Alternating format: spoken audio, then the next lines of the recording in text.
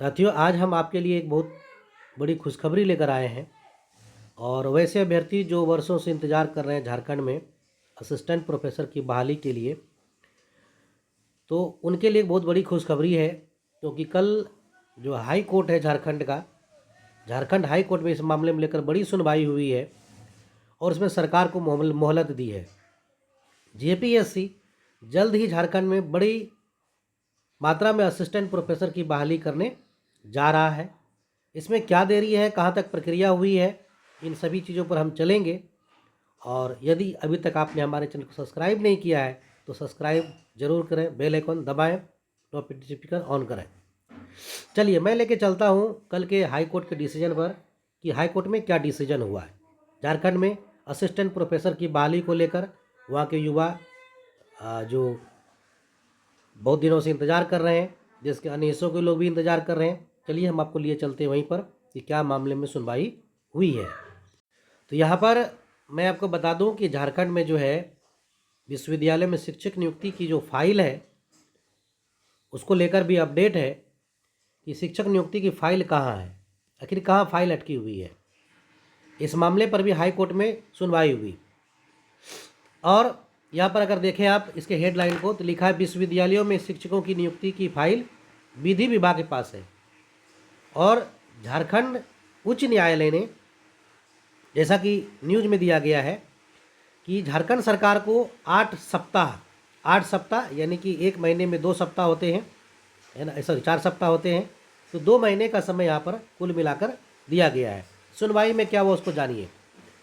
Jharkhand high court में गुरुवार को जो है राज्य के विभिन्न विश्वविद्यालयों में शिक्षकों के जो रिक्त पद हैं उसकी नियुक्ति की मांग को लेकर जो जनहित याचिका दाखिल की गई है, उस पर चीफ जस्टिस जो वहाँ के हैं तरलोक सिंह चौहान और जस्टिस राजेश शंकर की अदालत में उच्च शिक्षा विभाग की ओर से शपथ पत्र दाखिल करके ये बताया कि जो नियुक्ति प्रक्रिया है वो आगे बढ़ाने के लिए जो है फाइल जो है, नियुक्ति की जो फाइल है वो विधि विभाग के पास स्वीकृति के लिए भेजिए।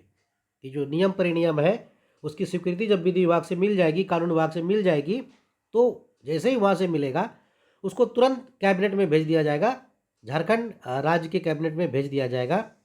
और उसके बाद कैबिनेट से स्वीकृति मिलेगी कि हाँ इतने पदों पर बहाली करनी है। और जब स्वीकृति मिल जाएगी उसके बाद रोस्टर क्लियर कर दिया जाएगा। यानी कि जो अधियाचना है वो है विधि विभाग के पास, और विधि विभाग जब स्वीकृति दे देगा, पास कर देगा, तब जाएगा कैबिनेट में। कैबिनेट जब पास कर देगा तब जाएगा रोस्टर क्लियर होने के लिए, और रोस्टर क्लियर के पश्चात वो अधियाचना जेपीएससी को भेजी जाएगी। और इस प्रक्रिया में, पूरी प्रक्रिया में जो है 8 सप्ताह का समय देने का जो है आग्रह किया गया झारखंड सरकार की ओर से। जो वहाँ पर वकील थे उन्होंने कहा इसमें 8 सप्ताह का समय दीजिए। 8 सप्ताह यानी कि लगभग 2 महीना का समय इनको चाहिए। अदालत ने कहा ठीक है। अदालत ने उनके आग्रह को जो है, जो झारखंड शिक्षा विभाग को शपथ पत्र दाखिल किया गया है, शिक्षा विभाग के आग्रह को जो है मानते हुए कहा ठीक है, आप जितनी प्रक्रिया है सभी को आप प्रक्रिया को पूरा कीजिए, लंबित प्रक्रिया को पूरा कीजिए। और 8 सप्ताह का इसके लिए समय प्रदान किया गया है। यानी झारखंड सरकार को झारखंड के विश्वविद्यालयों में असिस्टेंट प्रोफेसर की बहाली के लिए 8 सप्ताह का समय मिला है। 8 सप्ताह के बाद फिर इस पर जो है सुनवाई होगी। यानी कि कुल मिलाकर अगर आप देखें तो यहाँ पर कोर्ट की तरफ से दबाव है झारखंड सरकार पर, और जो जनहित याचिका है उसके दबाव के चलते झारखंड सरकार जल्दी ही इस पर जो है रोस्टर क्लियर कर बहाली करने जा रही है। और झारखंड सरकार अपने राज्यों में असिस्टेंट प्रोफेसर की बहाली कैसे करेगी इसका भी वीडियो हमने बनाया हुआ है। किस नियम परिनियम के तहत बहाली करेगी, किस पॉइंट पर किस योग्यता पर कितना मार्क्स मिलना है, वो सारी चीज़ें भी हमने बताया है।